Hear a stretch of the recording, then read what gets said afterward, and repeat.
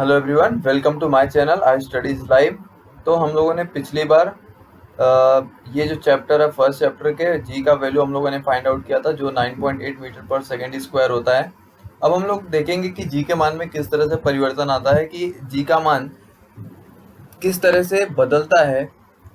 ठीक है, तो आगे हम लोग इस टॉपिक के ऊपर आज डिस्कस करने वाले हैं कि जी के मान में कौन कौन सा परिवर्तन होता है। जिससे हम लोग मान लो कि ऊंचाई पर जाते हैं, कि पृथ्वी के पृष्ठभाग से अगर ऊपर की ओर जाते हैं तो जी के मान में क्या परिवर्तन आता है, या पृथ्वी के नीचे की ओर जाते हैं, पृथ्वी के पृष्ठभाग से नीचे की ओर जाते हैं, जो हमारा पृष्ठभाग है जिस पे हम लोग रहते हैं सतह पे, उससे अगर नीचे जाते हैं तो किस तरह से जी परिवर्तन आता है, उसके बारे में हम लोग आज क्या करेंगे, डिस्कशन करने वाले हैं। और पृथ्वी के ऊपर तो जी के मान में होने वाला परिवर्तन कितने जगहों पर होता है, तो तीन तरह से हम लोग देख सकते हैं। एक तो पृथ्वी के ऊपर पृष्ठभाग पर ही किस तरह से जी के मान में परिवर्तन आता है, और दूसरा है हमारे पास कि पृथ्वी से अगर हम ऊंचाई पे जाते हैं तो किस तरह से परिवर्तन आता है, या पृथ्वी के नीचे की ओर जाते हैं तो किस तरह से परिवर्तन आता है। पहला टॉपिक है मेरे पास कि पृथ्वी के जी के मान में होने वाला परिवर्तन, वो अभी उसमें सबसे पहला जो पॉइंट है वो पृथ्वी के पृष्ठभाग पर परिवर्तन है। तो पृथ्वी के पृष्ठभाग पर मतलब पृथ्वी के ऊपर भी क्या जी के मान में परिवर्तन हो सकता है क्या?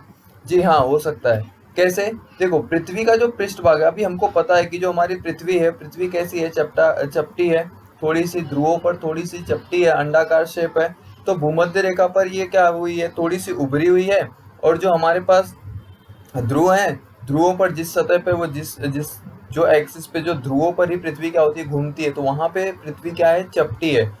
तो इसकी वजह से जब पृथ्वी चपटी है तो पृथ्वी के केंद्र और उनके बीच की, जहाँ पे पृथ्वी चपटी रहेगी उस बीच की दूरी वो क्या हो जाएगी, आपकी कम रहेगी। तो जहाँ पे आर का मान कम होगा, जैसे हम लोगों ने न्यूटन के पहले नियम में पढ़ा हुआ था, न्यूटन का जो यूनिवर्सल लॉ है, वैश्विक नियम है, उसमें हम लोगों ने देखा था कि अगर किसी पिंड के बीच, मतलब जो बीच की दो दो पिंडों के बीच की दूरी अगर बढ़ेगी तो वहाँ पे बल क्या होता है, कम होता है।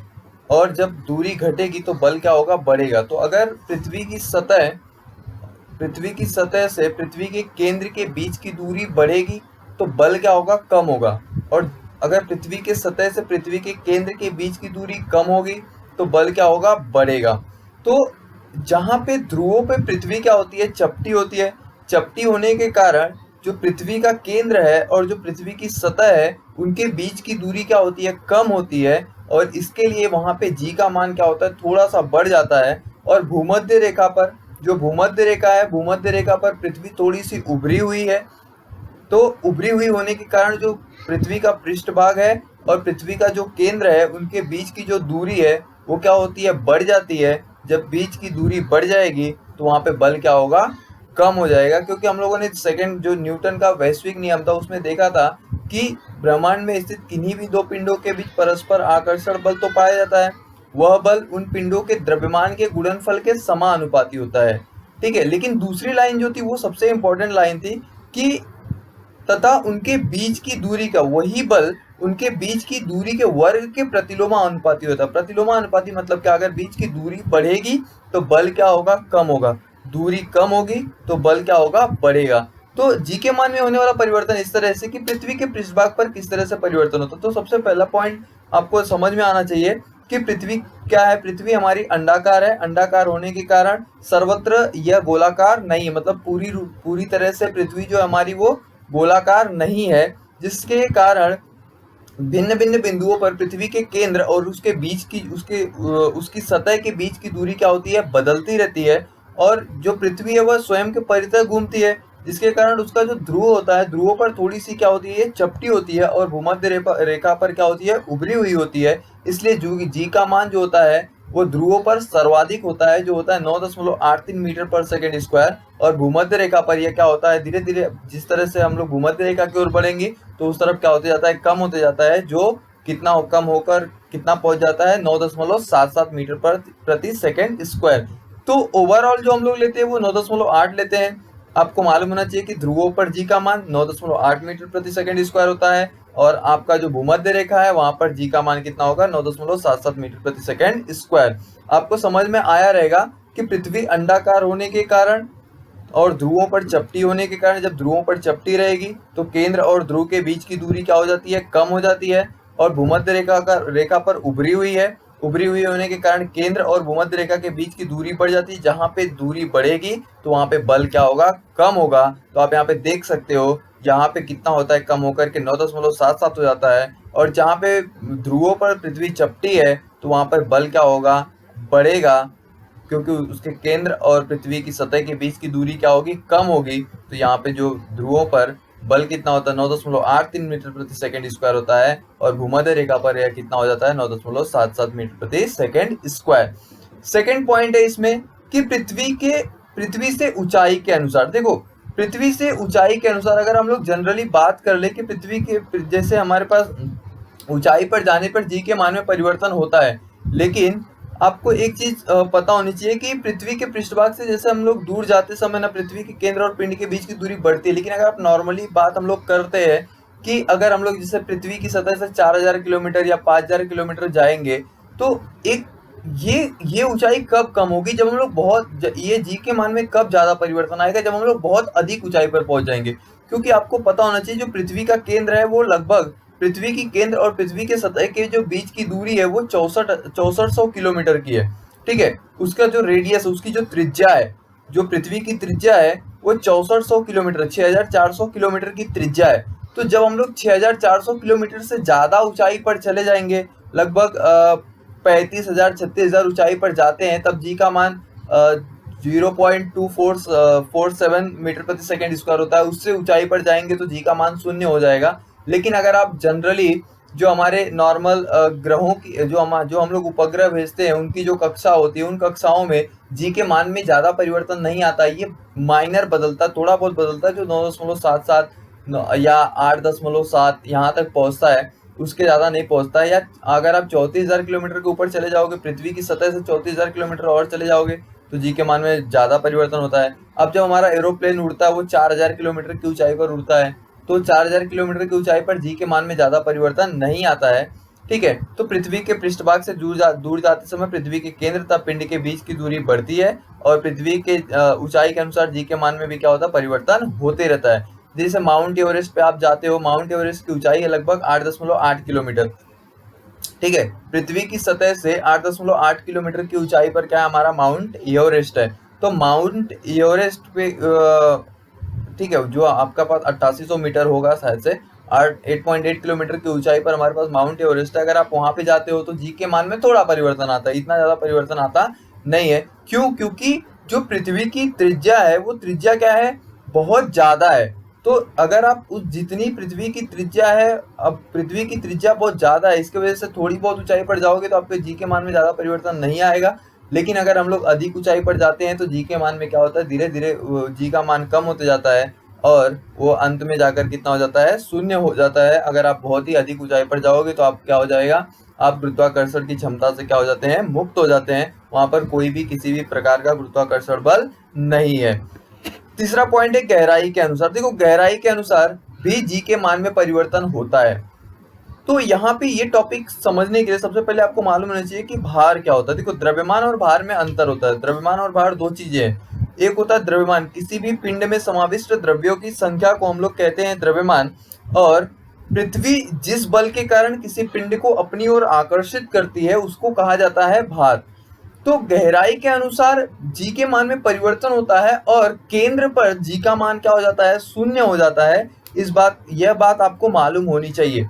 क्यों होगा ये, कि जैसे जैसे देखो, अगर जैसे जैसे हम लोग पृथ्वी के नीचे की ओर जाते जाएंगे तो अगर कोई पिंड अगर पृथ्वी के ऊपर खड़ा है, ठीक है, तो उसके ऊपर जी का मान 9.8 मीटर प्रति सेकंड स्क्वायर के अनुसार इतना लगता है।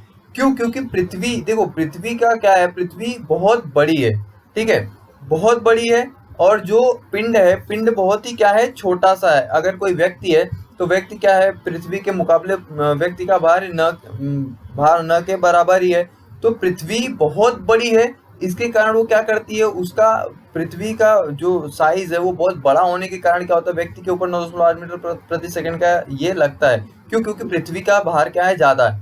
अगर वही अपोजिट होता कि व्यक्ति का भार पृथ्वी के भार के इतना होता और पृथ्वी का भार व्यक्ति के भार के इतना होता, तो पृथ्वी व्यक्ति के पास की ओर आकर्षित रहती थी, वो उसके सर पे जाकर के बैठी रहती या पैर पे जाकर के बैठी रहती।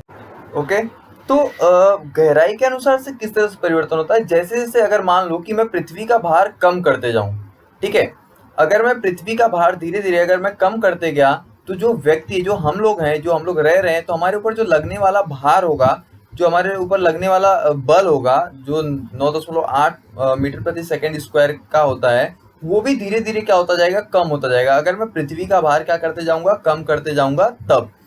तो देखो, जैसे जैसे मैं गहराई के अनुसार क्यों परिवर्तन होता है कि जैसे जैसे मान लो कि मैं गहराई के अंदर जा रहा हूँ, पृथ्वी के अंदर जा रहा हूँ, तो जो पृथ्वी का ऊपरी हिस्सा है, अब मैं क्या किया, अगर समझ लो कि पृथ्वी का पूरा 64,000 किलोमीटर का रेडियस है, 6400 किलोमीटर का रेडियस है, त्रिज्या है, तो अगर मैं मान लो कि 10 किलोमीटर अंदर आ गया पृथ्वी के, ठीक है, तो जो पृथ्वी का 10 किलोमीटर का ऊपरी भाग है, वो मेरे ऊपर उसका उसका जो वो वाला जो एरिया है, उस एरिया का, उस क्षेत्रफल का जो भी जो आकर्षण करने की क्षमता रहेगी, वो मेरे ऊपर कार्यरत नहीं होगी। जो नीचे का बचा हुआ हिस्सा रहेगा ना, वही, क्योंकि मैं क्या किया हूँ, 10 किलोमीटर अंदर आ गया हूँ, तो जो ऊपर का हिस्सा है वो मेरे ऊपर बल नहीं लगा पाएगा, मुझे आकर्षित नहीं कर पाएगा।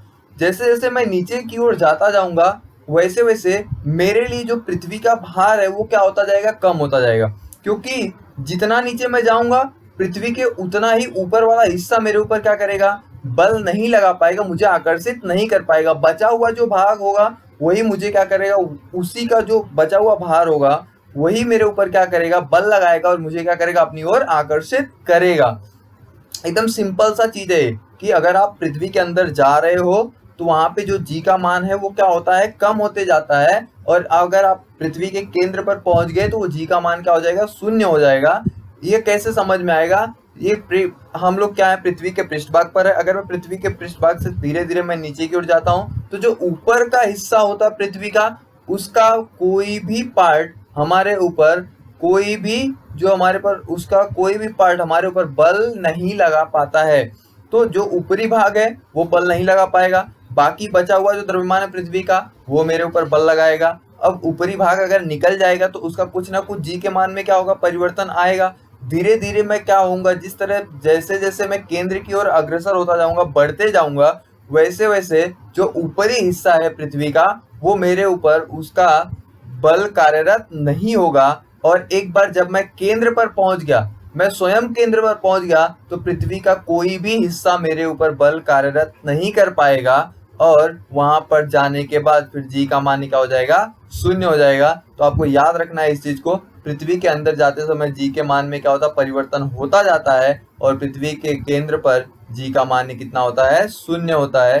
ठीक है, पृथ्वी के केंद्र पर जी का मान क्या होगा, शून्य होगा। तो आपको बात समझ में आ ही रहेगी कि जैसे जैसे हम लोग नीचे की ओर जाते जाएंगे, पृथ्वी का जो ऊपरी हिस्सा होगा वो हमारे ऊपर बल नहीं कार्यरत कर सकता है, नहीं कर पाता है, जिसके परिणाम स्वरूप जैसे जैसे हम लोग नीचे जाएंगे तो ऊपरी हिस्से का बल मेरे ऊपर नहीं लगेगा, तो वो मेरे ऊपर जो लगने वाला जी का मान होगा वो धीरे धीरे कम होता जाएगा, और एक बार मैं केंद्र पर पहुंच गया तो केंद्र पर उसका मान क्या हो जाएगा, शून्य हो जाएगा।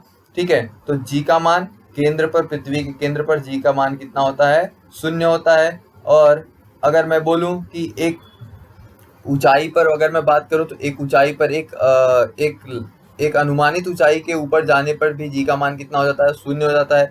पृथ्वी के अगर पृष्ठभाग पर करूं तो ध्रुवों पर जी का मान होता है 9.83, क्योंकि ध्रुवों पर पृथ्वी क्या है, चपटी है, तो केंद्र और पृथ्वी के पृष्ठभाग के बीच की दूरी क्या होती है, कम हो जाती है थोड़ी सी, तो जी का मान थोड़ा सा क्या होता है, बढ़ जाता है।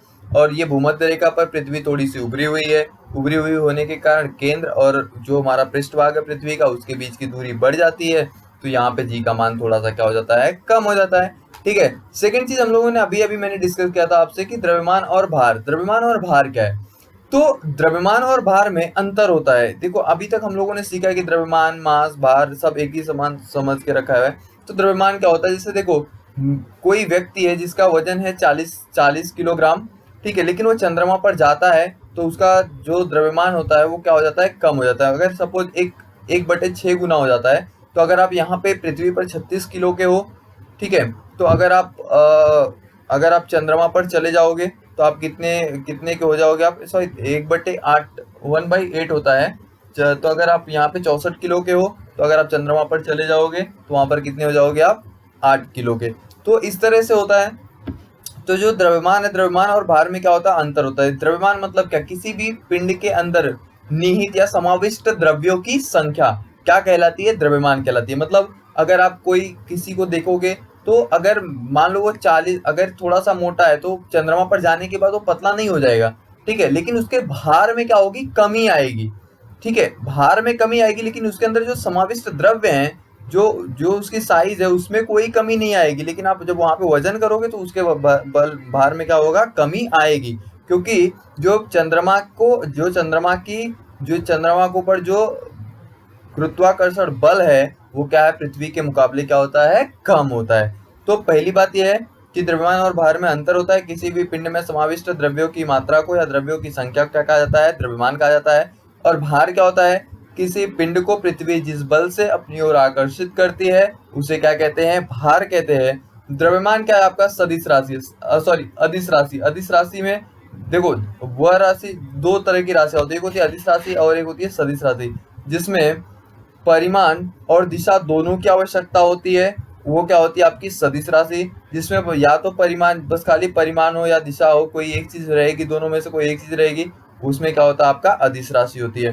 तो भार जो हमारे पास वो क्या होता है, सदिश राशि है। देखो पृथ्वी किस बल से अपनी ओर आकर्षित करेगी, या वो आपको पता है कि पृथ्वी क्या करेगी, किसी पिंड को अपनी ओर ही आकर्षित करती, तो आपको दिशा मालूम होता है कि अगर कोई पिंड में ऊपर की ओर फेंकूंगा तो कहाँ पे गिरेगी, नीचे गिरेगी, तो आपको इसमें दिशा मालूम पड़ रही है। तो ये कौन सी राशि हुई आपकी, सदिश राशि। लेकिन द्रव्यमान के लिए किसी दिशा को व्यक्त करने की जरूरत नहीं है कि मुझे उस पिंड का द्रव्यमान बताना है तो मुझे ये नहीं बताना पड़ेगा कि उस दिशा में, या उससे मुझे उसकी दिशा नहीं मालूम पड़ेगी कि द्रव्यमान की दिशा कौन सी है या कहाँ पे होगा, वो किस तरह से हम लोग उसको ये कर पाएंगे, ठीक है। दूसरा, द्रव्यमान जो है वो सर्वत्र समान होता है। मैंने आपको पहले ही बोला कि आप अगर यहाँ पे मोटे हो तो वहाँ पे जाने के बाद पतले नहीं हो जाओगे, वहाँ पे भी सेम रहोगे, तो आपके अंदर जो समाविष्ट द्रव्यों की संख्या है वो कितनी होगी। सपोज 1 किलो चावल में अगर 10 दाने आते हैं, उसके चावल के 10 छोटे छोटे कण आते हैं, तो अगर मैं चंद्रमा पर लेके जाऊंगा तो 10 के 10 ही रहेंगे, वो नहीं कि 5 हो जाएंगे, क्योंकि उसका भार कम होगा लेकिन द्रव्यमान कम नहीं होगा, ठीक है। और जो द्रव्यमान की इकाई होती है वो क्या होती है आपकी, किलोग्राम होती है। एसआई इकाई क्या होती है, किलोग्राम होती है एसआई में, ठीक है। यहाँ पे द्रव्यमान और भार को मापने के लिए आपको पता होगा सीजीएस प्रणाली और एसआई प्रणाली, ठीक है, जिसको एमकेएस प्रणाली भी बोला जाता है। तो एमकेएस प्रणाली में इसकी इकाई क्या है, किलोग्राम है, ठीक है। भार की इकाई क्या होती है, न्यूटन। अगर ये मैं किसकी बात कर रहा हूँ, अगर मैं सीजीएस एमकेएस प्रणाली की बात कर रहा हूँ या एसआई प्रणाली की बात कर रहा हूँ तो उसमें इसकी इकाई होती है न्यूटन, ठीक है, जो कि बल की इकाई भी न्यूटन ही होती है। तो W बराबर F बराबर क्या होता है, mg। तो जो आपका भार होता है, भार वो किसके बराबर है, बल के बराबर होता है। और भार का भी सूत्र क्या होता है, mg, mass into gravitational force, जो गुरुत्वाकर्षण बल होता है, जिसको हम लोग जी से दर्शाते हैं। और इसी की इकाई अगर मैं सीजीएस प्रणाली में बात करूंगा तो इकाई न्यूटन की जो छोटी इकाई होती है वो कौन सी होती है आपकी, डाइन होती है। और यहाँ पे आप अगर इसकी सीजीएस प्रणाली की बात करोगे तो इसकी किलोग्राम की इकाई क्या आती है, ग्राम आती है, ठीक है। तो होप सो आपको ये वीडियो पसंद आया रहेगा। प्लीज चैनल पर सब्सक्राइब करिए और शेयर करिए, ज़्यादा से ज़्यादा जितना हो सके उतना इसको ध्यान से सुनिए।